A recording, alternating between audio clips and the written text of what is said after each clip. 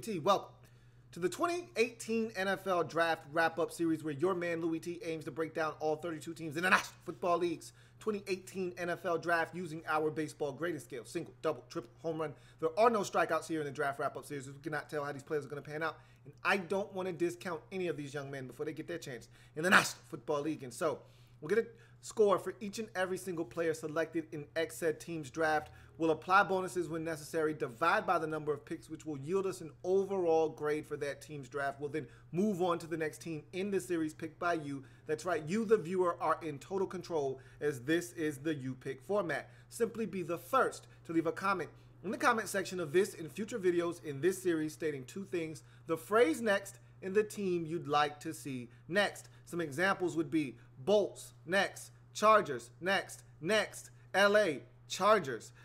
You get where I'm going with this. You'll want to be as precise, short, and compact as possible because that's going to get you in there in the most rapid fashion. With that being said, the next team up in the series is the Los Angeles Chargers. This is a team that just seems to be snake-bitten. I don't know what other way to say it. They can't stay healthy from year to year. They can't get over the hump. They can't find a field goal kicker. Everything that can go wrong seems to go wrong for the Chargers, and it's already started this season, already losing their very young and talented tight end Hunter Henry for the season, which has prompted them to reach out to OG85 Antonio Gates to see the level of interest he has in coming back and playing for the Chargers organization. We'll see how that situation develops and unfolds. Also, Jason Verrett, a guy that I've always loved, and you know if you've watched me for any amount of time, how much I think of Jason Verrett. Well, he sustained another season-ending injury before the season even gets started in conditioning drills. He ruptures his Achilles. I think it's about time for the Chargers to distance themselves from Jason Verrett. It's been a very rough go of it for the two. He hasn't been able to stay healthy, and while the talent is tantalizing, it's never on display because he's always injured. We're just getting started in the season. Hell, we're not even a full week into training camp, and already two Chargers are down. What else could go wrong? I don't know, but I'm not here to talk about what's going wrong. I'm talking about what could potentially go right for the Chargers, and that's why we're going to talk about this 2018 NFL Draft. You're hoping that this draft provides more good football players, and even some of the guys you got last year start to develop, i.e. Mike Williams, who you rarely saw a season ago. You're hoping that those guys continue to develop and these guys come in and have an immediate impact. I can tell you this much. Coupon Tom Telesco did some work early in this draft by getting some very talented football players, and I thought he ended the draft in the same fashion. In the middle, you could argue some of the value. We'll talk about that, but nonetheless, let's jump into this Chargers draft in 2018 by starting with their first pick, the most impactful pick, maybe the most value pick of the first round, arguably the entire draft. You won't find a team that found a need and found the best player potentially at the position at that value in this draft potentially. First round, 17th overall selection, Florida State safety Derwin James is the selection. Never, ever trust a man with two first names.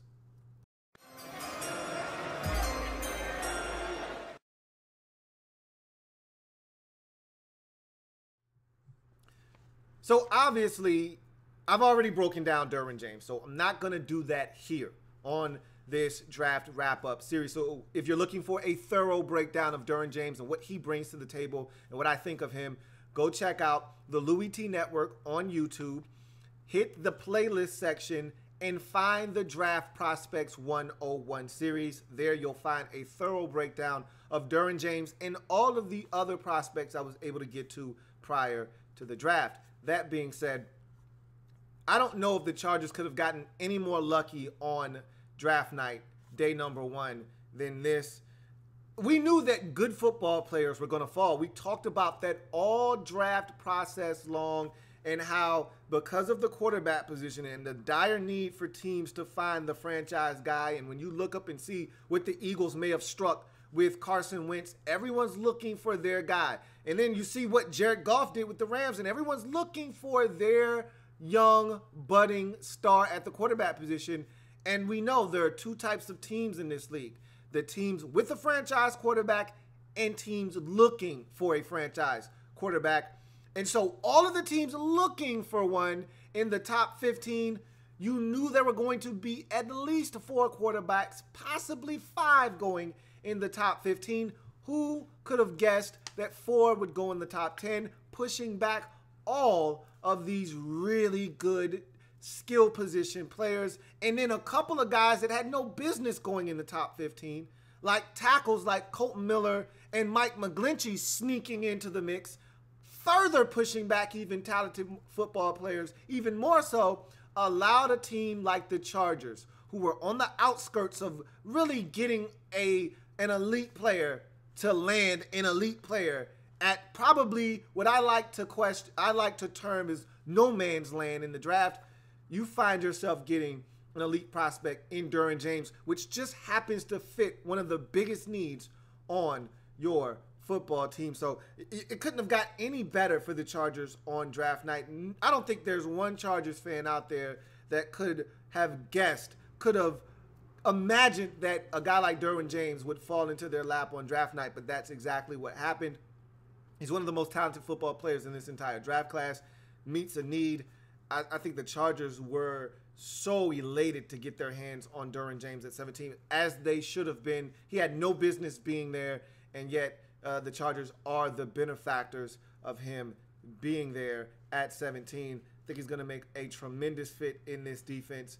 And I thought that they went out and got another talented safety later on in the draft. So now I think your safety position is locked, stocked, and ready for action, if you ask me. And with the amount of pressure that this team, when healthy, is able to provide up front with that nasty, ferocious defensive front, you look at the back end and you start getting some quality pieces in that secondary, and all of a sudden it could be really dangerous in Los Angeles with this Chargers football team in the first round, 17th overall selection. Safety out of Florida State, Derwin James, for me, obviously, is. Hits it high! Hits it deep! It is out of here!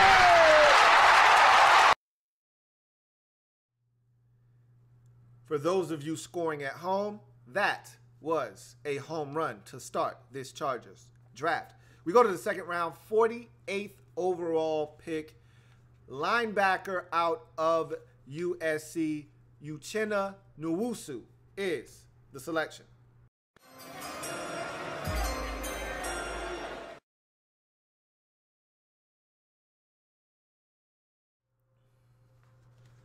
So Uchenna Nwosu is a very, very intriguing prospect. A number of questions with this guy. If you can put those questions to bed and just focus on the talent on the field and develop and nourish that talent, he could potentially be one of the sleepers of this draft and one of the better edge rushers that you'll find in this draft.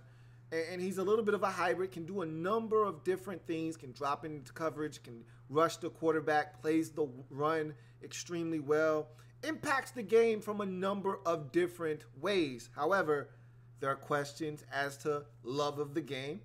And so anytime you start asking, do guys love football, or is this just a job, that's when you get into that really murky and foggy territory that a lot of teams don't like to kind of try to decipher between which is which. If they can't tell if a guy loves football, generally teams just stay away. We'll see if the Chargers get this right. Keeping a guy in L.A. in L.A.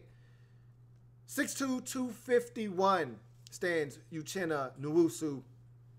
27 career starts in his career, all consecutively coming in his final 2 years on the campus of SC. 33-inch arms. They're damn near 34 inches. So he's got some length and some wingspan there. 4'6", 40. So the guy is athletically gifted. We'll talk about that a little bit later on. 20 reps of 2 1/4. I've already mentioned the fact that we're not quite sure if this guy loves football or not. Quit football in middle school, and then he came back and played. And again, who are we really questioning? Okay, what are we really questioning when we start talking about a guy quitting football in middle school? I mean, who the hell knows what they want to do when they're in middle school anyway, right? Doesn't pick football back up until sophomore, junior year of high school, and then he gets to SC, gets in a fight at the end of his freshman year, and decides, I don't know if I want to play football anymore.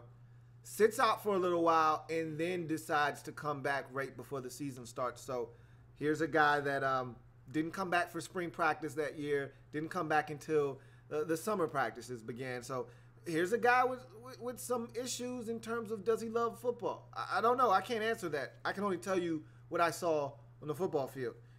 And here's his career numbers before we get into what this guy is as a football player. 12 and a half career sacks, 9 and a half of which came in 2017. Look, all of his career best came in 2017. So that tells you that he's starting to get to a point where he's starting to get it. The light bulb is coming on, and all of that usually comes with experience. Remember, he only started to really get his opportunity to play on a regular basis these last 2 years. So that first year, you're getting your feet wet, you're getting acclimated to getting that repetition in those continuous snaps. You're starting to get used to being on the football field. That second year is when you're supposed to take that quantum leap, similar to the NFL game.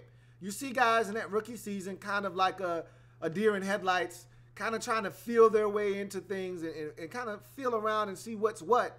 And then that second year, okay, I've been here, been through a training camp already. I know what a week's worth of preparation looks like to prepare for the next opponent.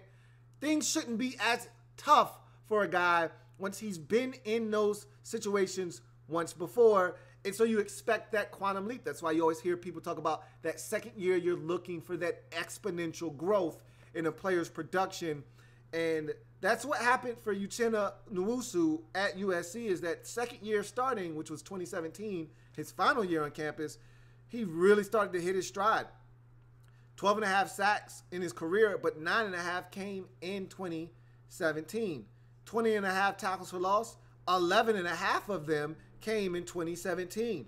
19 PBUs, which is ridiculous for a guy coming off the edge and really being an outside linebacker, 13 of which came in 2017. He gets his hands on the football, and his lone career interception came in 2017. So again, here's a guy that everything is on the up and up with him as he's moving on to the next level, which is what you're looking for when you're drafting a football player.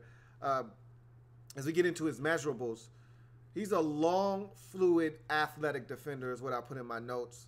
At 6'2", 251, he's got the girth to set a physical edge in the run game and defeat most tight ends, be able to bench press them in the run game and be a part of the run game, but also enough length to keep tackles at bay if need be to try to affect the run game as well. Athleticism, I think he's got really good closing speed. He's got, I talked about his fluidity on the field, his change of direction is flawless, and his leaping ability is something that allows him to deflect footballs and bat balls down at the line of scrimmage. And like I said, batting balls down at the line of scrimmage is just as good as hitting a quarterback as he's going to throw the football and forcing an incomplete pass, or having a defensive back bat a ball down at the point of catch. That's a big play when you can get your hands on the football at the line of scrimmage, and he does a tremendous job of not only timing it up, but having the leaping ability to be able to get in the passing lane and knock the football down. Explosiveness, to me, I put this down in my notes, seems to time up the snap and explode off the ball almost as if he shot out of a cannon.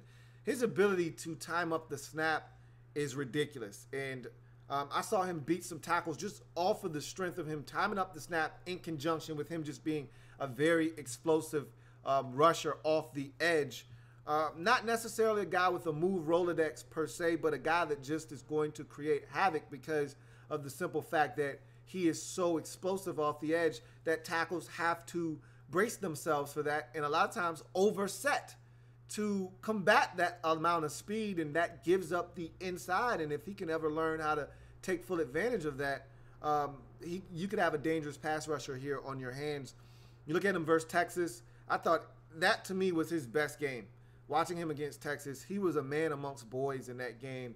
Tackles for loss, blowing up plays, getting to the quarterback, deflecting footballs. He was all over the football field in that game versus Texas, and that was a really good football game, one that went to multiple overtimes. I thought he was outstanding in that football game. And so that's the game, if you're looking to see the best of Uchenna Nwosu, I think that's the game you want to watch. Also, UCLA, he was able to beat Colton Miller off the snap. I thought Colton Miller got away with a couple of holding penalties versus Uchenna Nwosu because he beat him off the snap, used that explosiveness, and Colton Miller literally hog-tied him a couple of times and got away with it. So he's got that explosiveness that's going to scare some tackles in this league. And off of that, you have a foundation from which to build. When you have that kind of explosiveness off the snap, it puts tackles on notice. And effectively, it gives you the advantage to do whatever the hell you want to do off of that.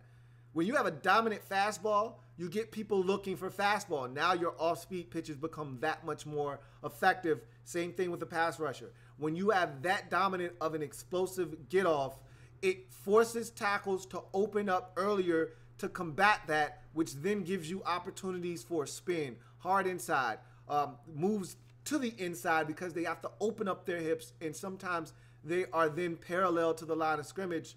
It gives you an opportunity to win some matchups. And I think Uchenna Nwosu, when he gets in there with the likes of a Boza and an Ingram, he's going to learn from some of the best that we have in the game. And I think his ability to rush the passer is going to grow over the next 2 or 3 years. And you're going to have yourself one hell of a pass rusher down the line, potentially. Hand usage is solid. It's only going to get better just being by Joey Boza. Awareness, I think his awareness to get his hands up in the passing lane is uncanny. Like I said, 13 PBUs. Just think about that. We're not talking about in coverage, knocking down passes. We're talking about around the line of scrimmage, quarterback trying to get rid of the football, and he's knocking the ball down. That takes a lot of awareness to know I'm not getting there. Let me get my hands up. And there are times where you can see him measuring up the quarterback, where he's like, okay, I'm not even going to try to get to the quarterback here. I'm just going to wait till I see him loading up to throw it. I'm going to gather myself, and then I'm going to jump and knock it down. And to see the success rate that he has doing that, it's unusual, to say the least. Setting the edge, has the ability to bench press most tight ends. You know, I watched him destroy some tight ends in the run game. Like I said, that Texas game was a clinic on how to just be a nuisance around the line of scrimmage, knifing inside of tackles and really disrupting plays before they get started. He's a guy that you can't leave unblocked on the backside of plays because he'll run it down on the backside because he's so explosive. He'll come from the backside and make the tackle. Saw him bench press, jump outside hard to spill a run back inside, then disregard the tight end and get in and make the tackle. Like I said, I watched this guy do some really good things in terms of setting the edge in the run game, not just being a guy that can rush the passer and drop into coverage, but I also saw him being involved in the run game as well.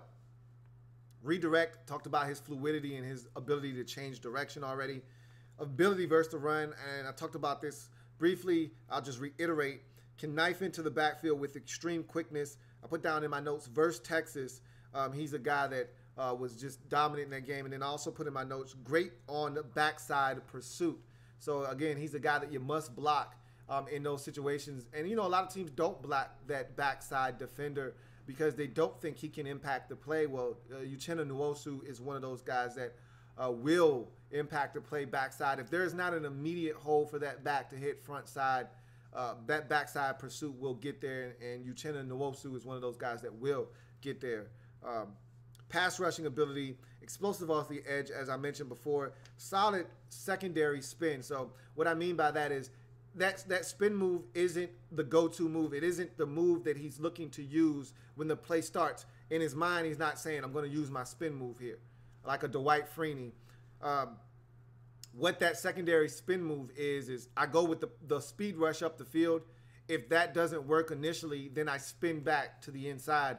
And, you know, sometimes as a rusher, you can fall back into a sack. You speed rush up the field. Tackle thinks he's done his job. Quarterback thinks, oh, I need to get out of the pocket and maybe slide to my left slightly. And all of a sudden, you spin back inside and, oh, look what I found.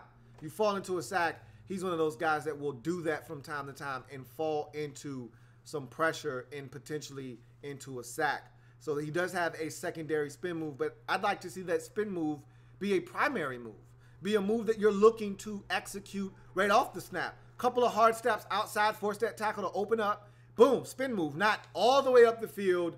Tackle thinks he's won, and then you spin back inside. By that time, quarterback should have already gotten rid of the football. When you use spin as secondary move, I want to see him use that as a primary move because his speed off the edge is so dynamic that if he uses that spin as a primary move when he says, hey, I'm going to set this guy up, speed rush, speed rush, speed rush, here comes the spin, now I got him. You got to start giving these tackles something to think about. But right now, that's just not where he is in his development as a pass rusher. So his pass rushing ability needs refining for sure. Tackling ability, I put down in my notes, he's very aggressive, so he'll miss from time to time, but his activity leads to disruptions and tackles for losses. So while he can be a little out of control, he can be OC at times, and overrun a play, run up the field, open up a gaping hole in the C gap, or he'll get there so quickly, jump on a guy, but doesn't wrap up cleanly, slide right off. Seen him do that a couple of times. Seen him come up sloppily versus Texas, grab the face mask and get a 15-yard penalty. He can be OC at times, but his activity, his aggressiveness does lead to either him or someone else making plays either at or behind the line of scrimmage. So he does affect plays even when he does miss, but his tackling ability is solid. It's not great, but it's solid enough to get the job done. Coverage skills, I think he's solid in space. I think he's fluid in space. Therefore, it gives him an opportunity to make a difference as a guy dropping into zone coverage. But that's not where his strengths lie. He's not a great coverage linebacker. His strengths are being up around the line of scrimmage, rushing the quarterback, and impacting the run game. Motor, now again, he can run and can cover though. Or just because of his athleticism, it gives him a better opportunity to be able to cover, especially in zone situations. Motor is outstanding. He's one of those guys always chasing plays from the backside, always chasing plays when they're going away from him.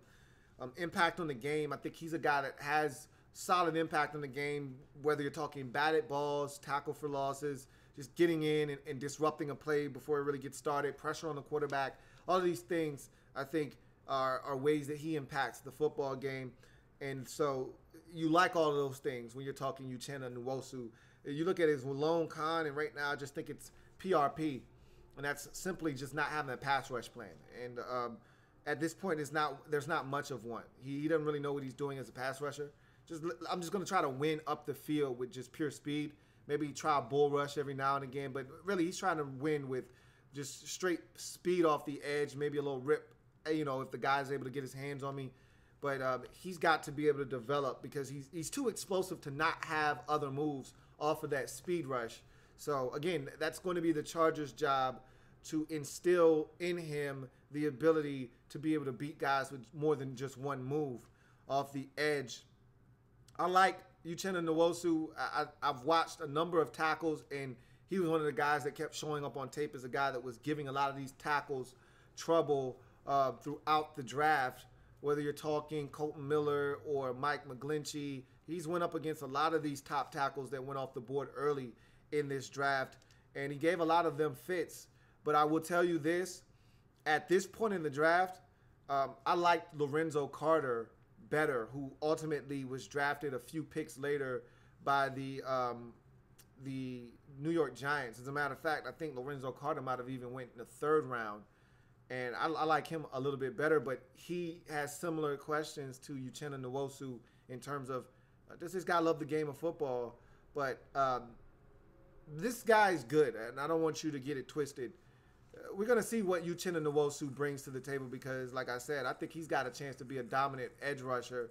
But we'll see what he brings to the table. Nonetheless, in the second round, 48th overall selection, edge rusher out of USC, Uchenna Nwosu for me is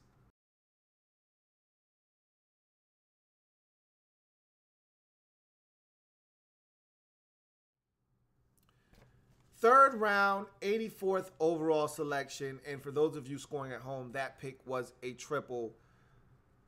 NC State defensive tackle Justin Jones is the selection.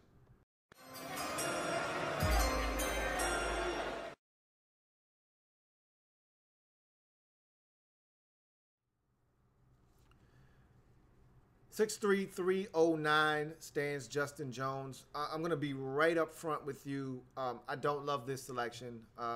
Not that there were many other options available at this point in the draft. Most of the big name defensive tackles, most of the impactful tackles at this point in the draft were gone. But of the 4 NC State defenders that got drafted along that defensive line, to me, Jones is the least of them all. That being said, depending on what you're going to ask this guy to do, we'll see what he provides for you. You're looking for a body up front, he can be that. If you're looking for an impact player up front, I don't think that's what you're getting here in Justin Jones. 33-inch arms, 5'0", 940, 24 reps of 2 1/4. He was on an NC State defensive line that featured 4 draft picks in 2018, including himself. 7.5 career sacks, 21.5 career tackles for loss, 1 forced fumble. So I think a lot of the damage that he was able to do throughout his career came because of the talent surrounding him. I don't think a lot of it was off of the merit of his own talents, if that makes any sense.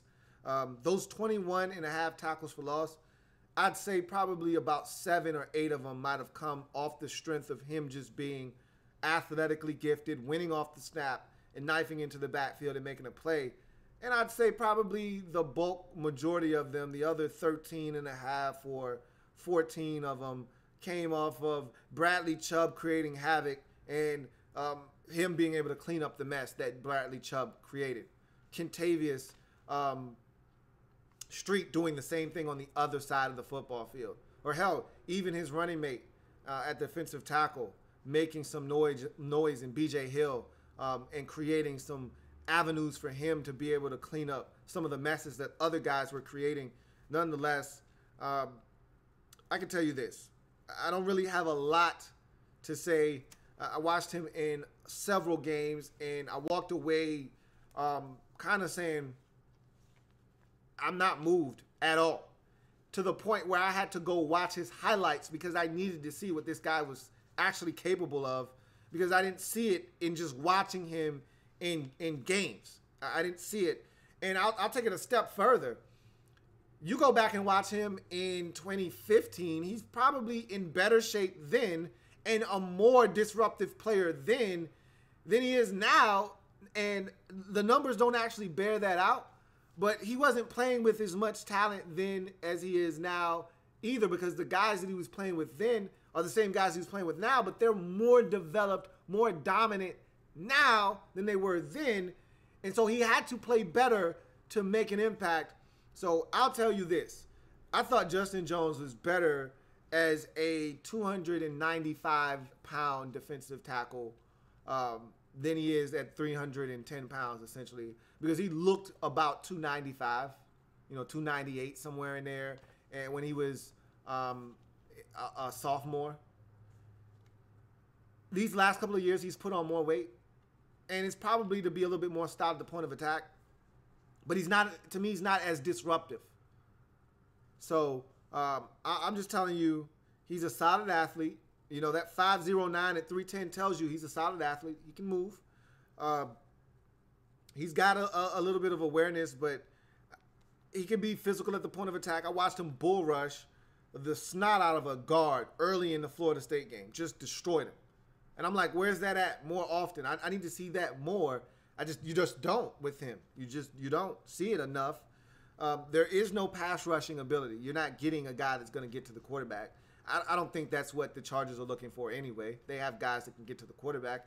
They're looking for a guy to be stout in the run game, to not allow them to get gutted like they did on the ground at times last season. And so they're looking for a big body inside. And at the time of this draft pick, they were running out of options, so they took Justin Jones. I don't know if I blame them, but I can tell you this much. I don't love this selection. In the third round, 84th overall pick, NC State defensive lineman Justin Jones for me. Right now, he's a rotational depth type of defensive tackle. And you don't take rotational depth defensive tackles in the third round. You take them in the 5th round, not the 3rd round. For me right now, this is where he stands.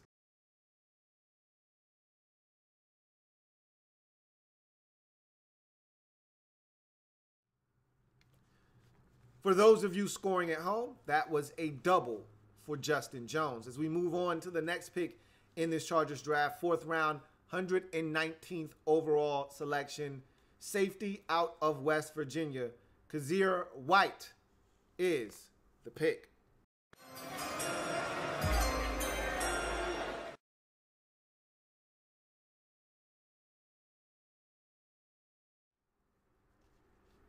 Kazeer White, to me, is a guy that is going to really develop nicely at the next level. I think his best football is still ahead of him. And you know what I want to see for him? I want to see a defined role for him. At West Virginia, they played him everywhere. And that's a good thing. Shows you the versatility that this guy has. Shows you that this guy can do some of everything. But I think I know what this guy does best and where he's best utilized. I hope the Chargers saw it too and are able to utilize this guy and his strengths to the best of his capabilities at the next level, because I think he's got a chance to be actually really special. 6'2", 218 stands Kazeer White. 21 reps of 2 1/4, 35.5-inch vert, 4.62 40. And I think at times he's a little faster than that on tape. He's a JUCO transfer that started right away. His final 2 years at West Virginia, or in his first 2 years at West Virginia, which were his last 2 years in college. They wanted him bad. He came in and he got a chance to start right away and didn't disappoint. He's got NFL bloodlines. You've heard the name White over and over again out of West Virginia. They've got a brother as a receiver there. And you've all heard of Kevin White. Let's hope that his injury history is much better, or injury future is much better than his brother's at the next level. But NFL bloodlines nonetheless. His brother Kevin White, wide receiver for the Chicago Bears. And they've got another brother at West Virginia as a wide receiver right now. So he may have graduated this year, may not have. Don't quote me on that. But nonetheless, all of their names start with a K. Career stats, 3 INTs, all of which coming in 2017. And I was fortunate enough to be able to watch games in which all 3 of them came. Had 2 in 1 game versus East Carolina. So he can make some plays and be an impact player from that standpoint. Also saw him pick one off versus Utah, where he was able, or was it Texas Tech? I think it was actually Texas Tech, where he picked it off. He was able to undercut a route, outbreaking route, pick it off in zone coverage. 9 PBUs, 4 forced fumbles, and 4 sacks. This guy has the potential to really be a heck of a pickup for this Chargers defense. Measurables, good NFL size for a safety, man. He's well put together. When you look at him, he looks the part of an NFL safety. You know how we've seen this transition in the NFL where safeties are starting to look more and more like cornerbacks. Guys are coming in at a $195, 200 pounds, and you could pass them off as cornerbacks. We've all seen them. We've seen a number of them come into the league this year, i.e. Minkah Fitzpatrick, who's a safety, but he's more along the lines of 200 pounds. That's what's in vogue right now. There's something to be said about the 220-pound safety, though. That guy that looks the part of a safety that can come down and hit you and drop the hammer. Kazeer White looks the part of an NFL strong safety. And that's a good thing. So both of the safeties you drafted look like NFL safeties, right around 200 pounds, 220 pounds, which is rare, it seems like, in this league, as guys are getting smaller and smaller to be able to run with these slot guys. Kazeer White is one of those guys that's kind of a throwback in terms of his size. Speed, quality speed for the position. I think he tested at 4.62. I think he's actually faster than 4.62. I think he's actually in the 4.5 neighborhood, and his closing speed is ridiculous. He's like a blur sometimes. When he gets a running start and there's no impediment to where he's going, this guy is lightning quick. Athleticism, I put down in my notes, plus athlete with range, acceleration, leaping ability to play multiple positions. And that's what they did. They utilized him at multiple positions at West Virginia. You're talking about a guy that was at linebacker at times, strong safety, hovering around the box. He was a lurking defender, one of those buzz defenders underneath. Then you saw him play some single high free safety at times, which I actually like my Kazeer White around the line of scrimmage, but I saw him make some plays as a single high free safety. Again, I wouldn't advise you to do that. And with you having Derwin James, a guy that is much more athletically gifted than Kazeer White, I would just allow them to be interchangeable, but really look to use Kazeer White as an underneath defender. Anticipation and awareness. I talked about his interceptions. He had one versus Texas Tech. I talked about him as an underneath defender. Outbreaking route, come back towards the sidelines. He just read it all the way, buzzed underneath and picked it off. Similar play versus East Carolina. Outbreaking route towards the sideline. Quarterback never saw him coming. He was a buzz defender underneath, leaps underneath the route and picks it off. Had another pick where it was just a badly thrown football. He adjusts to it and picks it off versus East Carolina as well. Had a nice PBU in that game too. I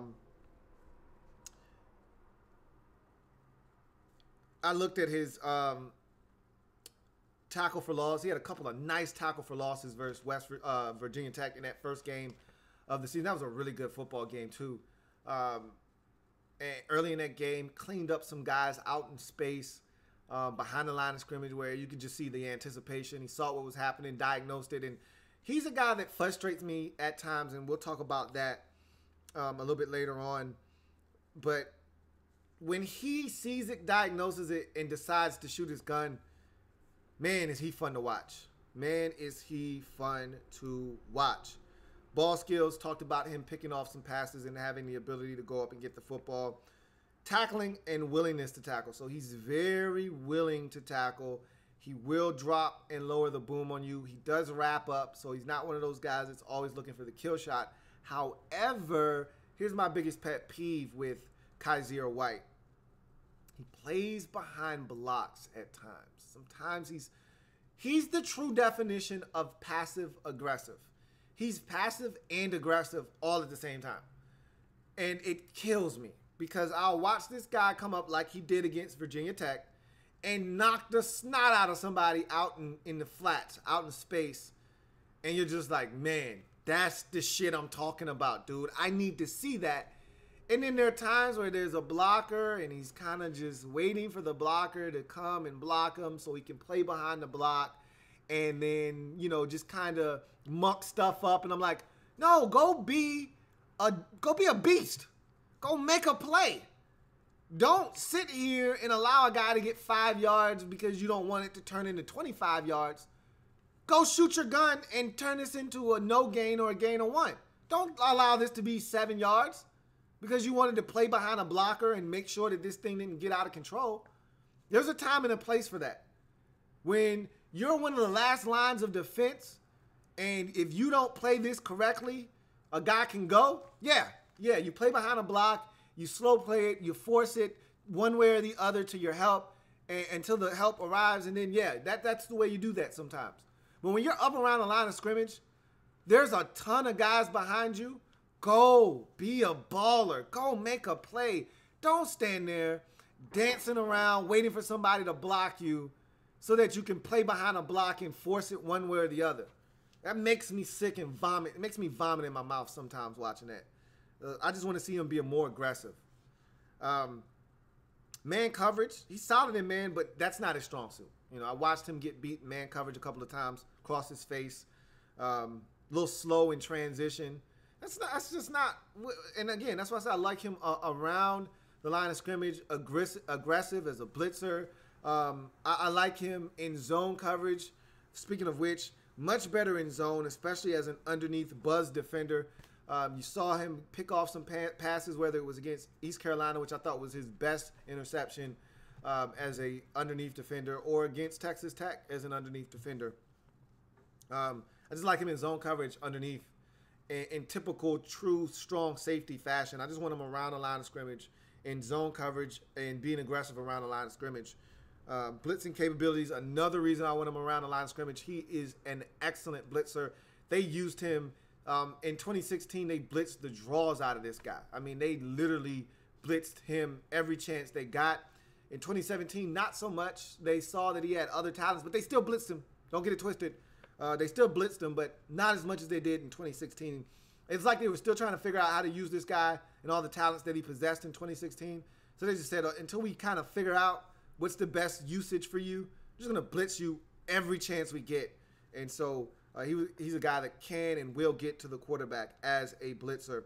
Field coverage and range. I think he's got good range and field coverage. Like I said, when he's aggressive, when he shoots his gun, when he is a guy that is looking to be over-aggressive, that's when I think he's at his best. And that's when you get the most out of his athleticism, when he's playing behind blocks and being tentative and allowing guys to eat up space and ground and close the distance between himself and the ball carrier. That's when you see a different Kazeer White, one that I'm not a fan of.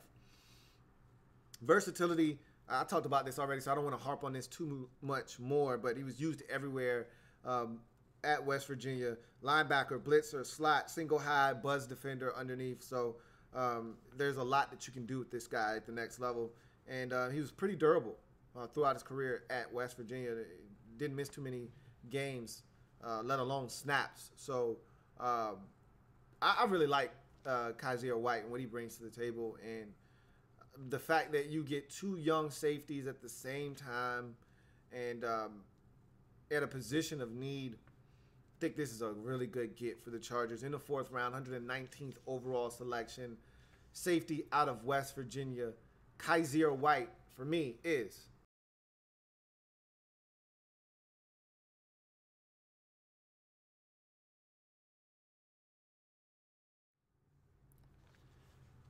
fifth round, 155th overall selection, offensive lineman out of UCLA, Scott Quisenberry is the selection. And for those of you scoring at home, Kazeer White was a triple.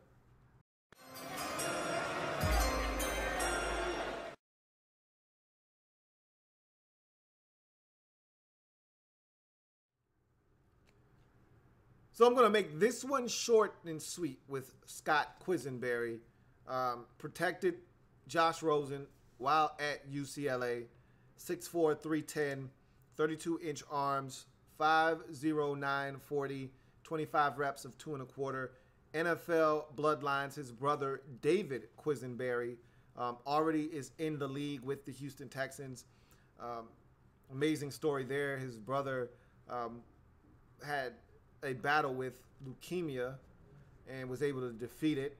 And now he's going to be back in the league being able to play. So that's an awesome story in itself. But he's got NFL bloodlines there. 44 career starts in 46 games. So guy was pretty much on the field the duration of his career at UCLA.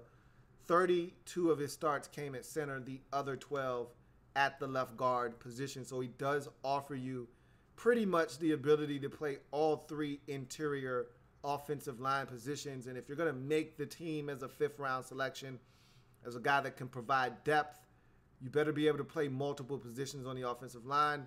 Scott Quisenberry checks off multiple boxes by being able to play for sure 2. And if you can play 1 guard position, you should be able to play the other guard position. So I'd be able to go out on a limb and I'd venture to say that this guy can provide depth for you at all 3 interior offensive line positions.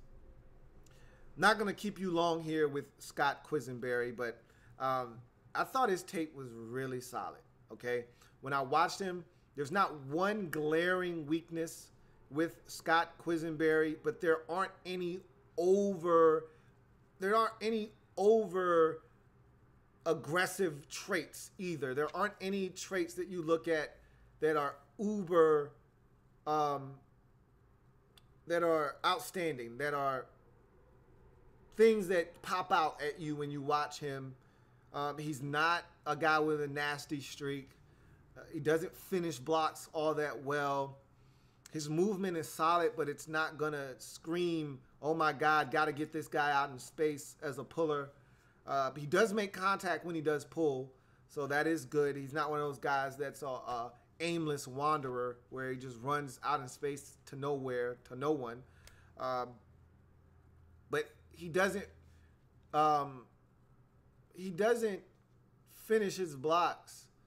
And so his inability to sustain at times frustrates me because his guy will be the one to make the tackle. You know, he'll make contact, but he doesn't sustain it. So he's really good in passing situations. There are too many times where I feel like he doesn't look for work well enough. He'll pick a side. It's almost like he predetermines as he, snaps the football. Does a really good job snap to set. But it's almost like he predetermines, all right, I'm just going to look to my right and just going to help my right guard. Not even going to look to my left. And so there are plays where he'll just kind of stand there, hands out by both sides, and not do anything. And that's okay for some plays, but generally I want the center to go help somebody. Go be a part of the play. Identify that there's no late rusher coming, there's no green dog or anything like that coming, and then go help somebody. Go be a part of the play. And there are too many plays where the play meets its completion, and he's just there with his arms out each side of his body and just kind of just standing there, like he didn't. I don't have anything to do. Go find something to do. So he's solid. Again, I'm not gonna kill this guy. He's durable. He offers you versatility. There aren't any real redeeming traits or qualities here. Nothing that stands out. He's a solid football player. He does his job to the best of his abilities. And he's good enough to be on an NFL roster. Whether it's this Chargers roster or somewhere else he latches on, he'll be on an NFL roster. He's good enough to play in this league. Is he good enough to start? I don't know. We'll see. Is he good enough to be a week in, week out NFL starter? We'll see. Is he good enough to be an NFL backup? You're damn right he is. So this was probably a good landing spot for him. The Chargers seem to have issues up front every single year. And if there's one team in the league that can use depth at every position they can get their hands on, it's this Chargers football team. So Scott Quisenberry is going to be a welcome addition to this Chargers football team in the 5th round, 155th overall selection. Offensive lineman out of UCLA, Scott Quisenberry for me is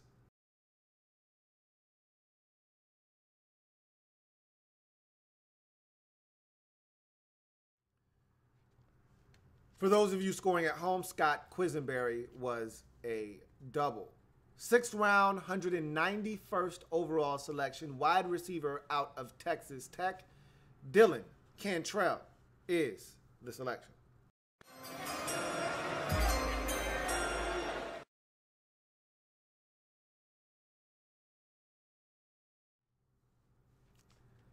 I'm not going to lie to you. Dylan Cantrell looks the part of a Los Angeles Chargers wide receiver. When you look at the Chargers, they usually get them big. They usually get them long, pause, and they usually get them fast. And he fits that height, weight, speed requisite. I don't care where they get him from, off the scrap heap, off somebody else's practice squad. Generally, I don't know how they do it, but Coupon Tom knows how to find big, long, pause, fast wide receivers. And we've seen him do it in the past, and guys that have come up out of nowhere to become really productive football players for this Chargers football team, whether you're talking Williams, whether you're talking about the ex-Virginia product that was on your team once upon a time, you seem to find these guys. And this time you're actually going to draft one late in the draft, and he's going to fit in so well because the offense that he played in at Texas Tech under Cliff Kingsbury, not that different from the offense he's going to play in with the Chargers. Really spread out offense. And anytime Phillip Rivers can get into his bag and decide he wants to go 5 wide with guys spread out everywhere, and that's the kind of offense that Dylan Cantrell is coming from. And when Philly Rivers gets in his bag and in his pocket and he decides, all right, I'm going to just speed up the tempo. Let me switch up the tempo. And just start going no huddle. And he's got 5 guys on the field that he can throw to at any time. That's when a guy like Dylan Cantrell starts to shine.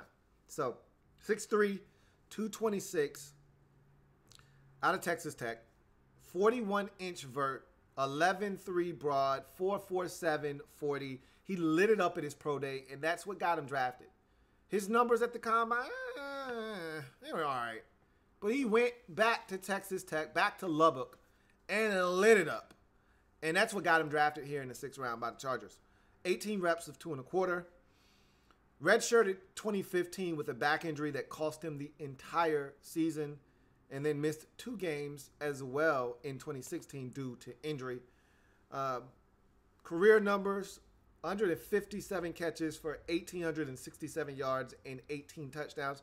Not eye-popping numbers, not jaw-dropping numbers, but the injuries had something to do with that. The number of different guys that were big-time playmakers coming out of Texas Tech had something to do with that. And he was more so a secondary option throughout his career at Texas Tech. Whether it was last year or the year before that, Kiki Cutie that was lighting it up. Before that, you had another guy that just got to the league right before that, another smallish guy that was a beast at Texas Tech. So he was always secondary, third type option. 71 catches for 816 yards and 7 touchdowns. All were career highs except the touchdowns where he had 8 in 2016. So he's just starting to figure some things out at the receiver position. Let's jump into him real quick. Measurables off the charts at 6'3", 226, with the ability to run and be as athletically gifted as he is. Got really good hands, can catch the football. I did see him double catch a touchdown versus Arizona State in the back of the end zone. But for the most part, he's got really good hands. Speed, he can open up and run. And what I mean by that is he's got build-up speed. So you give him a chance to take 5 steps, and all of a sudden he's at top speed. And if that corner is sleeping, then Dylan Cantrell is creeping right past him. And next thing you know, ball's in the air, and he's got a full 2 steps on that corner, and it's a touchdown. I watched him do it against Baylor. I watched him do it against Arizona State. So, guys, you look at him, you say, oh, big white dude, he probably can't run. Look, don't fool yourself. You know, you go ahead and fall asleep behind the wheel if you want to.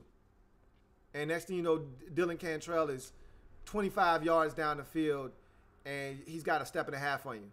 Ball's put on the money, and this guy can go much faster than slow. So, he can definitely run. But he's one of those guys not going to kill you with speed and short bursts.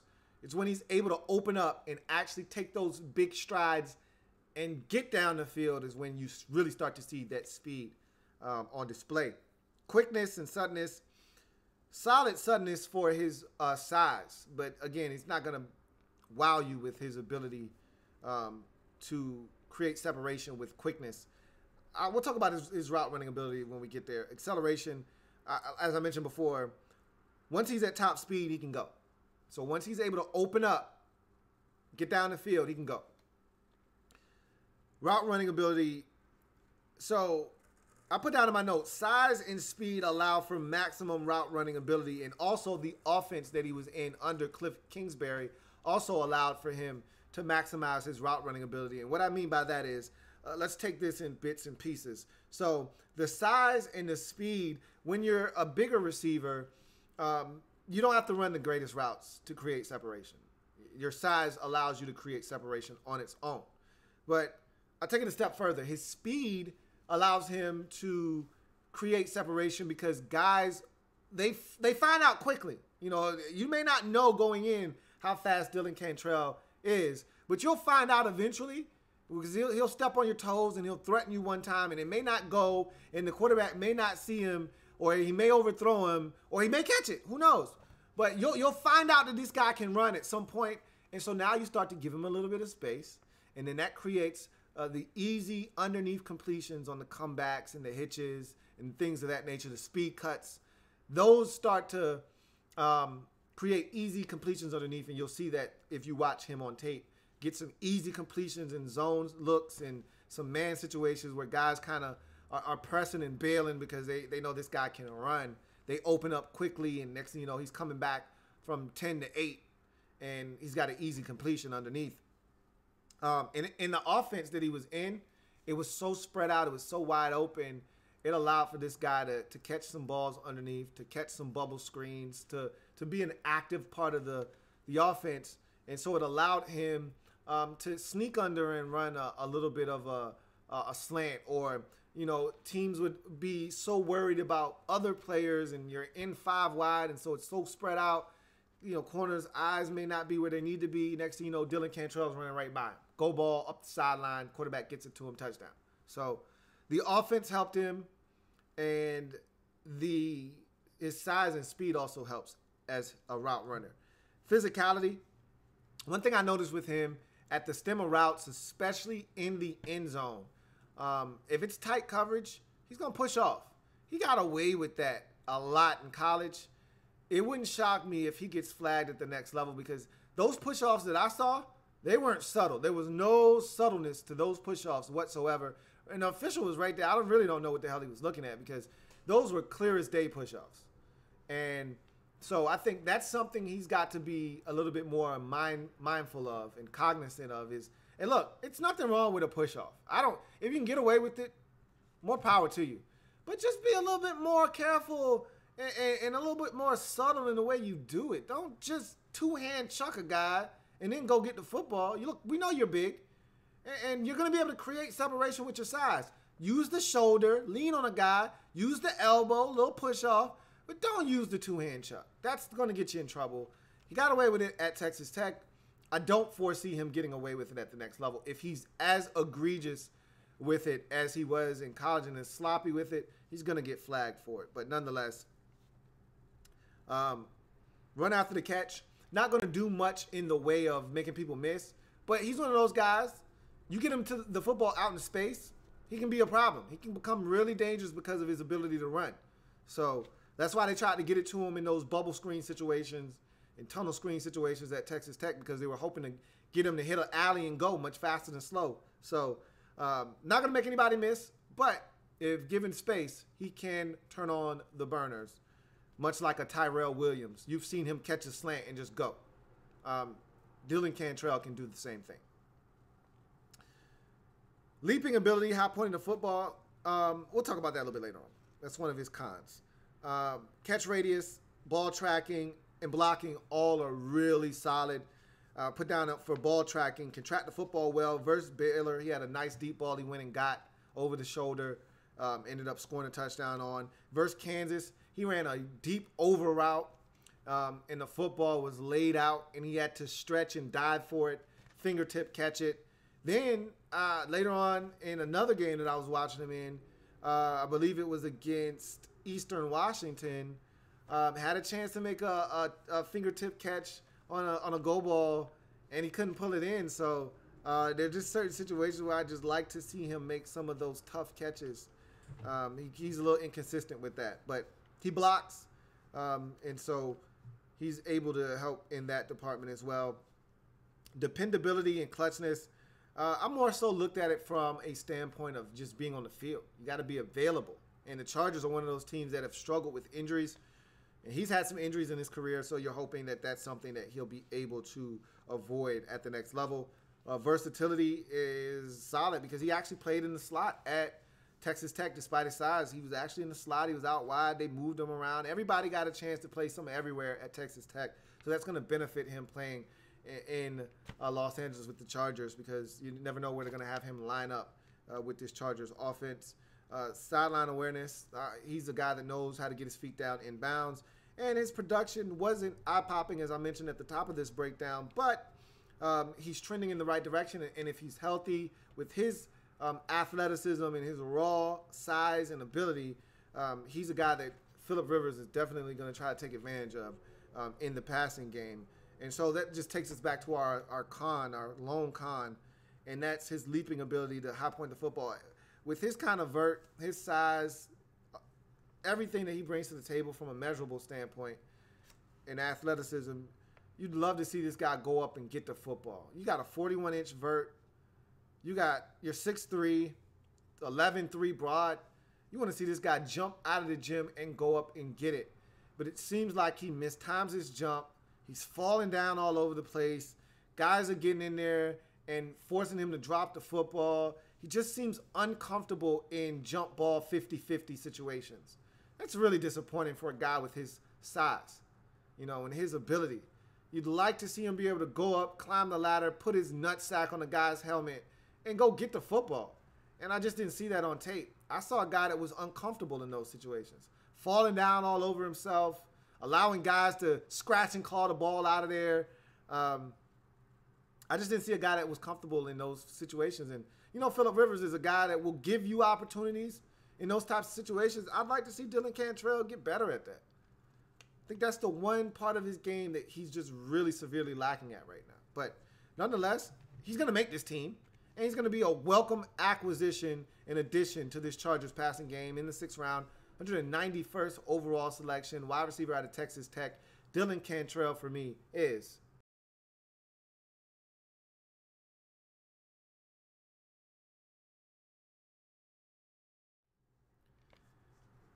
for those of you scoring at home, Dylan Cantrell was a double, and to wrap up this Chargers draft in the 7th round, 251st overall selection, running back out of Northwestern, Justin Jackson is the selection.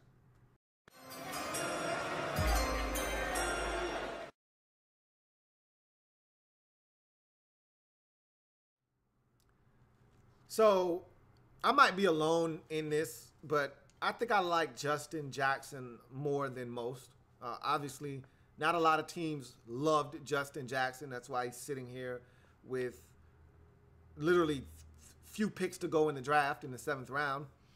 And so I think he's the perfect back in Los Angeles for this Chargers football team. I really do. Because, look, I can't tell you how many seasons I've watched this Chargers football team, and as we get towards the latter half of the season, I'm seeing the likes of Kenneth Farrow and Brandon Oliver and Austin Eckler, and I know he's still on the roster. Look, that shit is over with. If Justin Jackson is healthy coming out of camp, he's going to make this team, and he's going to be a second running back, and he should be. And I can't tell you how much of an upgrade that is over all of these guys, these journeymen, these undrafted guys you find off the street out of necessity that you've had over the last 5 years or so. He's going to put all of that to bed. You've got a lead back and a guy that can be a rock toter and a star in this league if he can just stay healthy, and Melvin Gordon the third. Now you got a nice quality NFL backup in Justin Jackson if he too is able to stay healthy, which he was able to do in college, so I don't see why that would be a problem at the next level. But once you add your name to the list of this Chargers roster, things change. So we'll see. But left Northwestern as its all-time leading rusher and was one of 9 NCAA players in history to post 4 straight 1,000-yard seasons on the ground. 4.5, 240, 13 reps of 2 1/4, 38.5-inch vert, 10-1 broad. Career numbers, he was a workhorse at Northwestern. Some teams might have also been pushed away by the fact that this guy carried it over 1,000 times in his collegiate career. 1,142 rush attempts. Ouch. 5,440 yards and 41 touchdowns, and then another 122 touches as a receiver for 852 yards and a score. So this guy has a lot of tread off the tires, but good thing for him is he won't have to start. He's going to be the other guy with this Chargers football team, so that will allow him to not have to bear the brunt of the load at the next level. Let me say this. I don't want to sit here and talk you to death about Justin Jackson. I'll say this. The reason I think he's sitting here is because he's an angular, very, very thin runner, okay? He's a guy that is less than 200 pounds. So from a body standpoint, not going to wow anybody. And I'll tell you this. His rushing style is just like, it mirrors his career.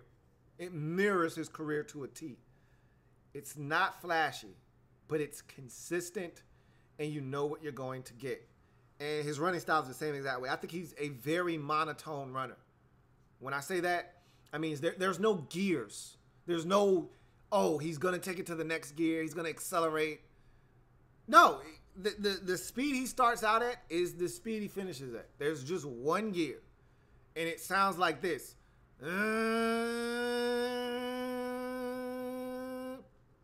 There's no, no.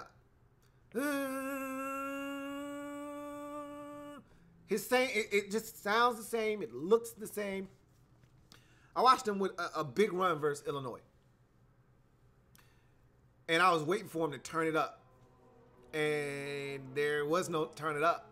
That's as fast as he was gonna go. And look, he got all the way down to the 1 yard line, but the guy that caught him didn't have the angle. He shouldn't have caught him, but he just didn't have any speed to outrun him. And that's okay. So in a draft where there was so many talented backs and there was so many explosive, dynamic ball carriers, Justin Jackson wasn't flashy. He wasn't explosive. He's none of those things. What he is a consistent back that you know is going to get the dirty, tough yards. I'm going to tell you right now, he's the best pass protector I've seen in this draft thus far, in my assessment of the backs. For him to be a $199, he knows who to block. He knows when to get out into the pass route because there's no one to block. But when it's time to stick his nose in there and put his body on the line to protect his quarterback, you best damn believe he's going to do it. So he's a 3-down back coming right out of college, just like Melvin Gordon is, a 3-down guy that you can throw it to, that can pass protect, that will run it. Justin Jackson is the same exact guy, just less explosive. He'll make you miss out in space. He'll stick his foot in the ground. Not as elusive as you would like him to be, but he'll make guys miss out in space. He's got some quicks to him. He's just not dynamic. He's not explosive. He's not aesthetically pleasing, you know? He can catch the football. Is he a dynamic pass route runner? No. Is his hands the best? No. But he does everything very solidly. The only thing that I think stands out to me is his toughness in pass pro. I love his ability to just say, to hell with it. I'm putting all 200 pounds of my frame into protecting his quarterback. And he does a hell of a job doing that. I think he's going to be a great backup for the Chargers and stop you from doing all of the nonsense you've done over the years when Melvin Gordon is banged up and you got to start going to these bums. It's time to stop that. If Justin Jackson's healthy, not only will he make this roster, he's going to be a really serviceable back for you moving forward. And I like him in the 7th round, 251st overall selection, running back out of Northwestern. Justin Jackson, for me, to wrap up this Chargers draft is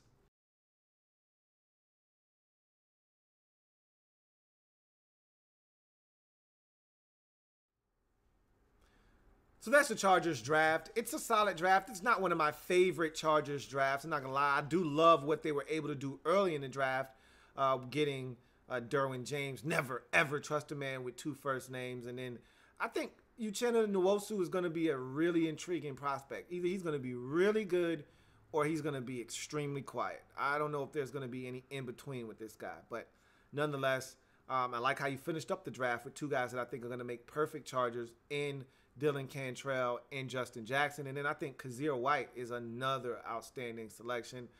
I don't love the Justin Jones pick, but we'll see what it turns out to be.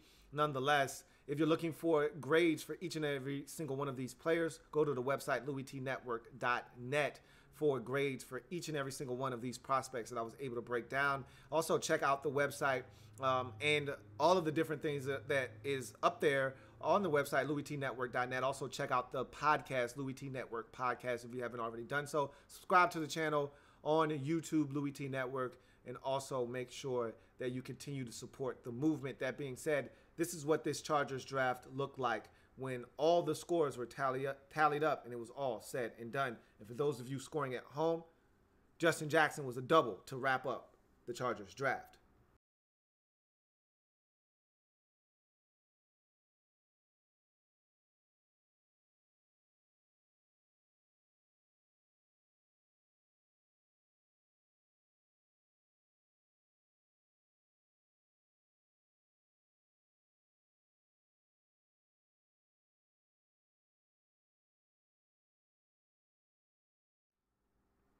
So that's it for the Chargers 2018 NFL Draft wrap-up.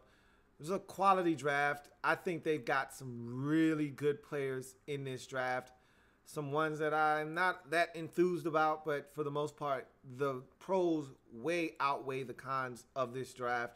And we'll see what it turns out to be for the Chargers. I think they've got their safety position locked up for many years to come with the selections made in this draft. I think they were able to add another talented pass rusher to the mix. They were able to add some really talented, skilled position players on the offensive side of the football late in this draft. There's some really good value picks, potentially. So we'll see what happens. But that's going to do it for the Chargers and their draft wrap-up. Remember, if it happens in the National Football League, your man Louie T's got you covered. We're changing the game one video at a time. I will see you next time. Have a good one. Louie Tee.